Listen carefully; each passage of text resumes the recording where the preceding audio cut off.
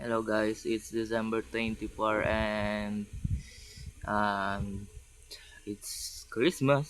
So, by the way guys, I really want to na-stimulate yung excitement at yung feeling ng feeling na may kakaibang pangyayari. But on my situation, hindi ko kayang maging ganun kasaya kagaya sa na-expect ko. Kaya ko naman sabayan sila na maging masaya, ipakita na masaya ako, pero hindi ako totally happy sa loob ko kasi ah it's yun yung nararamdaman ko eh. Wala naman akong tinatago. Sadyang hindi lang talaga okay yung mood ko. Kahit nakikisama ako sa kanila na mukha akong okay, pero sa loob ko hindi talaga okay yung mood ko sa totoo lang. Basta nakikisama lang ako sa kanila but I'm hiding na wala ako sa mood kadalasan. At saka nag nandun pa rin ako kasama sa kanila. Isa. So mga guys, this is a special day. That's why dapat medyo maging enthusiastic ako at medyo may buhay kahit na pikayin ko pa yung enthusiast na yun. Ah, Kasi hindi nga ako nasa mood madalas. Ah, Anyway, dapat muna tayo mag-upper na exciting for now. And then, gusto ko sabihin na it's Christmas and personally, ah, di ko alam kung maniniwala ako sa mga religious context na bagay. But, I like the Christmas. I like the event of Christmas. The idea of Christmas. It's celebration.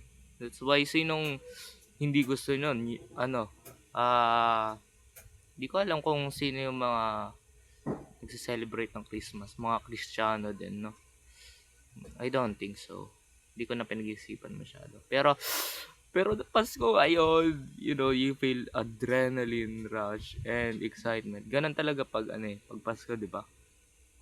Kasi, it's a time na rin na magbago ako yung personality ko. Dapat baguhin ko na, di ba?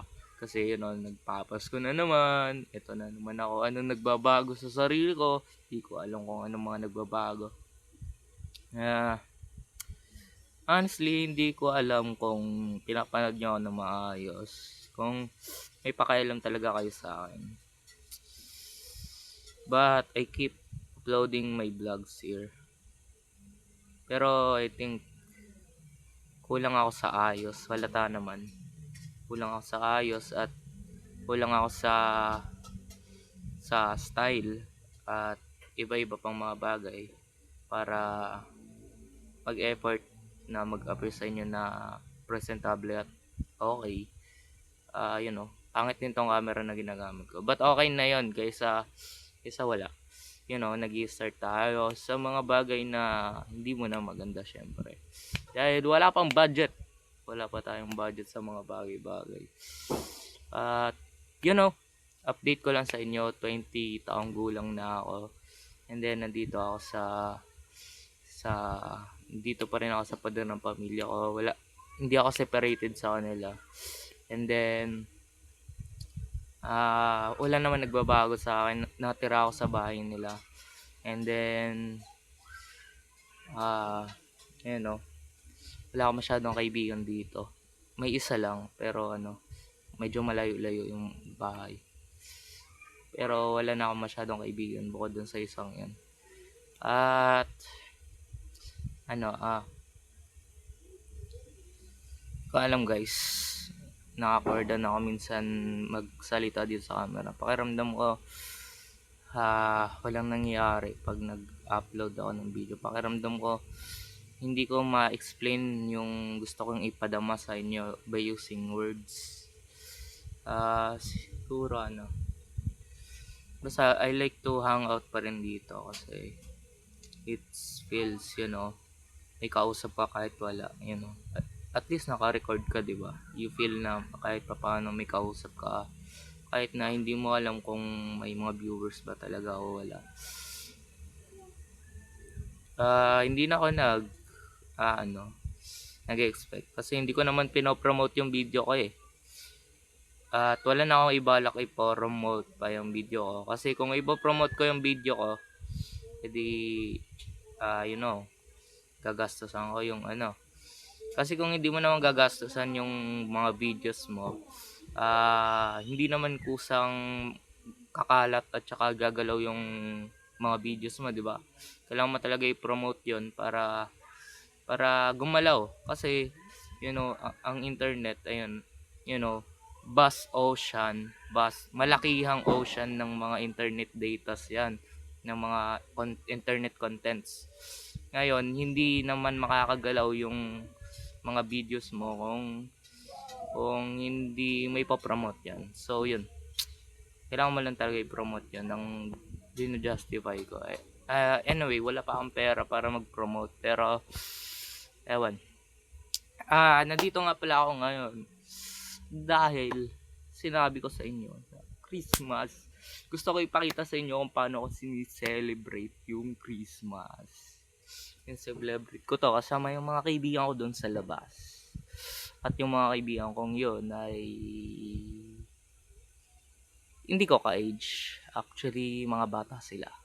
Pero sila lang yung available na mga tao sa labas. At ayaw ko mga pagkaibigan sa mga ka-age ko dahil hindi ko naman alam kung basta mga busy din yung ibang mga tao kasi minsan. At saka wala na akong contact sa mga kaklase ko noon.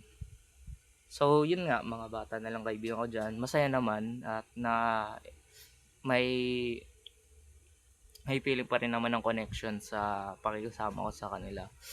Hindi nga lang yung connection na gusto kong maranasan. Kasi gusto ko makaranas ng serious na connection sa ibang tao. But yung connection na binibigay nila as a friend at saka, trip-trip lang. Parang mga bata lang na nag-aaway, nagkakagulo, ganun. Parang hindi lang ganun kakalidad guys sa expectation ko na friendship. Anyway, yun. Merry Christmas sa inyo. Maraming salamat. And Merry Christmas sa mga viewers dito.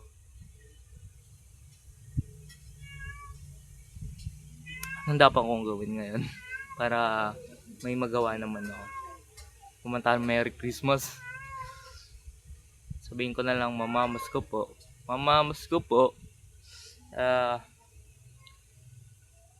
Hindi ko alam kung nakikringe kayo sa existence ko dito.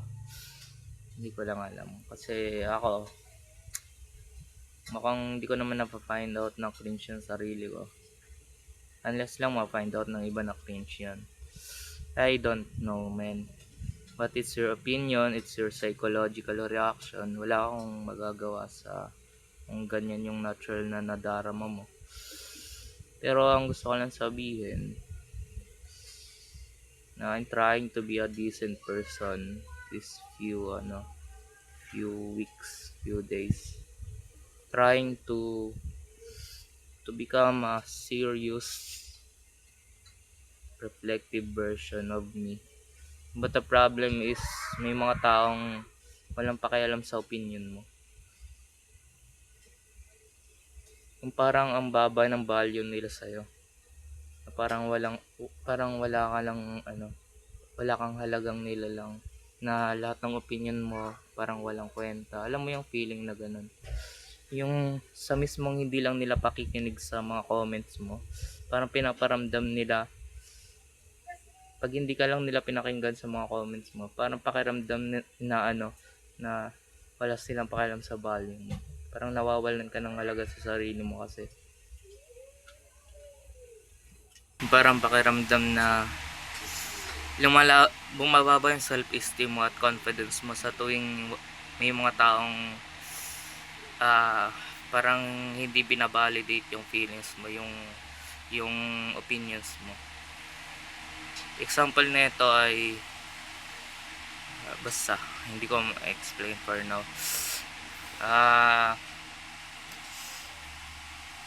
Basta nasa situation yun, depende sa situation at saka sa pag feeling mo daldal ka ng daldal tapos di ka naman nila pinapakinggan. Pakiramdam ko parang yung isip nila nakatawa-tawa yung mga sinasabi ko, o kaya walang kwenta yung pinagsasabi ko, kahit na behind the scene on my reality I'm trying to be my best version, and then i-ignore lang nila yung mga effort ko at mga opinions ko. Parang ganun, parang ang weird lang, parang di ko alam kung makakaramdam ba ako ng ano doon, ng pain or ano. Hindi pain from heart, but ang pain from heart, for sure heart attack yun. Basta pain lang sa ano, sa friendship, pain to connection sa ibang tao at friendship, pain to through empathy din, psychological feelings yun, psychological emotion. So yun na guys, Merry Christmas, maraming salamat sa panonood ng video ko, at Merry Christmas. Yun lang gusto sabihin. Gusto ko lang maggawa ng special video kasi it's ano na, it's December 24, 2025 na, and then Merry Christmas. Yun lang. Alright, bye.